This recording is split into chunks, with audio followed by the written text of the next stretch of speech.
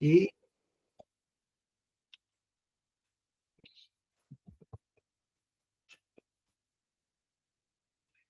todos estão vendo a minha tela, né? Então, sejam todos bem-vindos mais uma vez ao Crer e Ser Psicoteologia.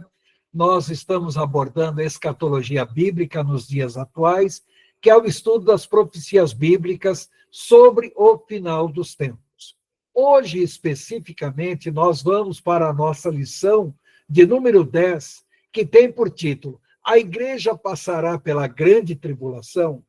Bom, aí essa questão, a igreja passará pela grande tribulação, por que que isso é importante? Porque existem linhas doutrinárias que creem que a igreja é arrebatada antes da grande tribulação.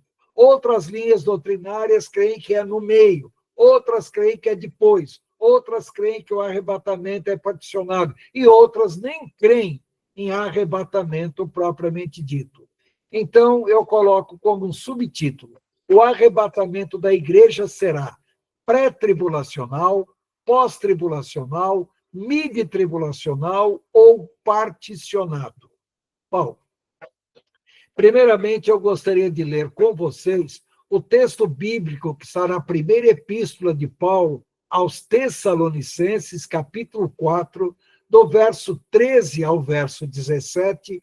É o único texto da Bíblia que emprega claramente a palavra arrebatar ou arrebatados. Então o texto diz: não quero, porém, irmãos, que sejais ignorantes acerca dos que já dormem, quer dizer, acerca dos que morreram crendo em Cristo, para que não vos entristeçais como os demais, como os ímpios, né? Aqueles que não têm esperança. Porque se cremos que Jesus morreu e ressuscitou, assim também aos que em Jesus dormem, os que morreram crendo em Jesus, Deus os tornará a trazer com ele. Então, os mortos salvos virão com Cristo buscar os próprios mortos em Cristo. Dizemos-vos, pois, isto pela palavra do Senhor, que nós, os que ficarmos vivos para a vinda do Senhor, repare novamente a palavra vinda, a Bíblia não emprega a palavra volta, então, os que ficarmos vivos para a vinda do Senhor, não precederemos os que dormem, os que mortos salvos, porque o mesmo Senhor descerá do céu com alarido e com voz de arcanjo, arcanjo Miguel. Reparem que nós cremos que existe mais de um arcanjo, mas só tem um arcanjo na Bíblia mencionado pelo nome, que é Miguel. Tá? Então, porque o mesmo Senhor descerá do céu com alarido e com voz de arcanjo e com a trombeta de Deus. E os que morreram em Cristo ressuscitarão primeiro.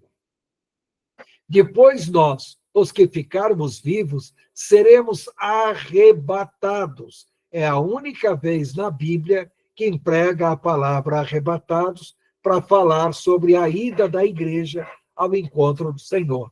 Então, seremos arrebatados juntamente com eles nas nuvens a encontrar o Senhor dos ares. E assim estaremos sempre com o Senhor. Como eu já disse, primeiro aos Tessalonicenses, capítulo 4, verso 13 a 17. Eu gostaria que vocês reparassem nesse texto, que fala em arrebatamento, e nesse texto, dois pontos importantes. Reparem que fala aí, ressurreição dos mortos e transformação dos vivos. Tá? Depois nós que ficarmos vivos, seremos arrebatados juntamente com eles. Agora, eu quero que vocês observem três coisas aqui: alarido, voz de arcanjo e trombeta de Deus. Já vamos esclarecer isso mais à frente. Então, existem poucos versículos da Bíblia, na realidade, apenas 5 textos na Bíblia, que falam sobre o arrebatamento da igreja. Então, somente primeiro aos Tessalonicenses 4,17, que nós acabamos de ler, fala claramente sobre o arrebatamento do povo do Senhor Jesus, ou seja, a sua igreja. Em primeiro aos Tessalonicenses, capítulo 4, versos 16 e 17, destaca a ressurreição dos mortos e a transformação dos vivos. Tudo isso antecedendo o arrebatamento. Já o outro texto que fala sobre o assunto está em 1 Coríntios, capítulo 15, verso 22 em diante, mas eu só quero destacar versos 22, 23, 51 a 55. Esse texto também destaca a ressurreição dos mortos e transformação dos vivos. Não usa o termo arrebatamento, mas deixa clara a ideia de arrebatamento que está em 1 Tessalonicenses. Agora, o que chama a atenção em 1 Coríntios 15, 52 é o destaque para o ressoar da última trombeta. Vocês vejam que eu mandei para vocês no grupo de WhatsApp hoje uma pequena descritiva sobre o que vem o Yom Teruah, o dia das trombetas em si, a festa das trombetas, e o que significa para um judeu o toque da última trombeta. Está ali explicado, eu não vou entrar em detalhes agora, se bem que eu vou voltar a esse assunto na semana que vem. Tá? Bom, também em João, capítulo 14, verso 1 a 3, e Hebreus 9, 28, esses dois textos destacam a segunda vinda de Jesus para buscar seu povo. Não usam o termo arrebatamento, mas também deixam clara a ideia que Jesus vem arrebatar, vem buscar a sua igreja. E, finalmente, Tito, capítulo 2, verso 13, cita dois fatos distintos sobre a vinda de Jesus. Primeiro, a bem-aventurada esperança, que é o arrebatamento da igreja. E depois, a manifestação da glória do Senhor. Bom, reparem que nós temos aqui listados 5 textos. O primeiro texto, que é 1 Tessalonicenses, capítulo 4, nós acabamos de ler. Então, vamos dar uma lidinha rapidinho nos demais textos, para nós nos localizarmos. Então, vejam. Primeiramente, em 1 Coríntios, capítulo 15, versos 22, 23 e versos 51 a 55, nós lemos. Porque assim como em Adão todos morrem, assim também todos serão vivificados em Cristo. Cada um, porém, na sua própria ordem. Cristo, as primícias, depois os que são de Cristo na sua vinda.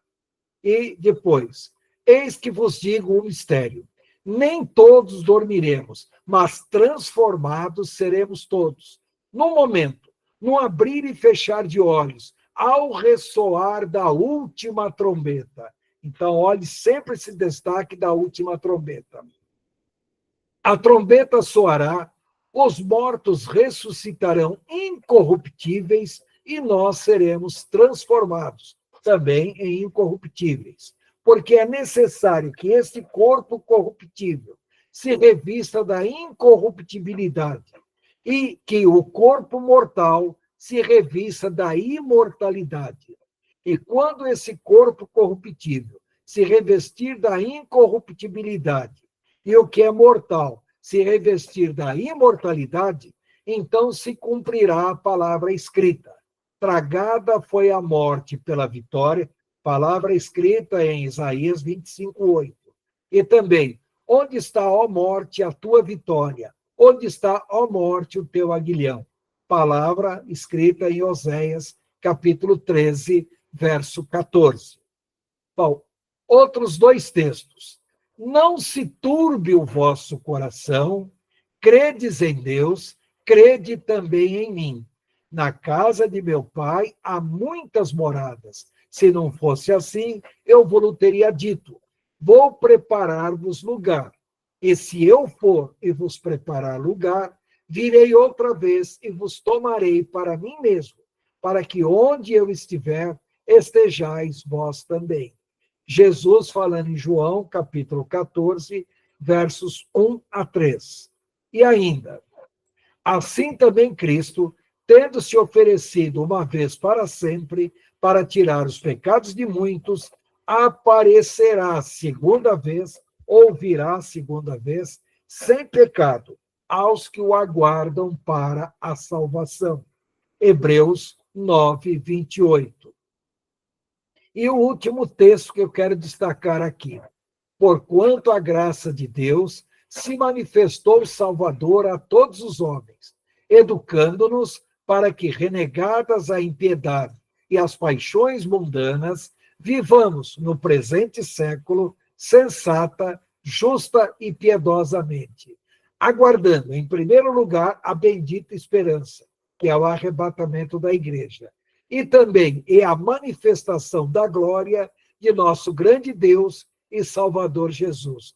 É a manifestação de Cristo para implantar seu reino, o qual, Jesus, né? O qual a si mesmo se deu por nós, a fim de remir-nos de toda iniquidade e purificar para si mesmo um povo exclusivamente seu. Esse povo é a igreja, tá? Um povo exclusivamente seu, zeloso de boas obras. Tito, capítulo 2, versos 11 a 14. Então, esses 5 textos que nós acabamos de ler são os 5 textos da Bíblia que falam sobre a vinda de Jesus para buscar o seu povo, que é o arrebatamento da igreja, propriamente dito. Então, todos esses versos citados tratam do arrebatamento da igreja, mas nenhum deles esclarece se esse fenômeno será pré, pós, midi-tribulacional ou parcelado. Tá? Veja bem, eles falam literalmente da vinda de Jesus. Não esclarece se o arrebatamento é antes, depois, no meio da grande tribulação ou parcelado ao longo da grande tribulação. O fato é que trata o arrebatamento como fato. Agora, existem linhas doutrinárias diversas, principalmente no catolicismo, mas não é só no catolicismo, não. Entre muitas igrejas chamadas protestantes, igrejas tradicionais, que não creem não numa vinda literal de Cristo, não creem em arrebatamento, não creem nem no reino milenar de Cristo. Bom, aí vem aquele negócio. Não crer é uma coisa, se opor a esse tipo de crença é outra coisa completamente diferente. Agora, o que eu acho interessante é o texto do livro de Apocalipse, capítulo 3, versículo 10, que fala da igreja de Filadélfia. Essa igreja representa a igreja fiel, fiel do final dos tempos. Ela será livrada da grande tribulação que há de vir sobre todo o mundo. Então, nós lemos: porque guardaste a palavra da minha perseverança, também eu te guardarei, livrarei, arrebatarei da hora da provação. Repare que o pronome aqui não é na hora da provação, mas da hora da provação. Ou seja, possivelmente essa provação se refere à grande tribulação, que há de vir sobre todo o mundo, ou sobre o mundo inteiro, para experimentar os que habitam sobre a terra. Apocalipse, capítulo 3, versículo 10. Então, baseando-se nisso, é que nós cremos que a igreja será arrebatada antes da grande tribulação. Bom, vocês veem que eu coloquei uma observação aqui, ver argumento 7 abordado mais na frente. Nós chegaremos nesse argumento, não hoje, mas na aula de quinta-feira.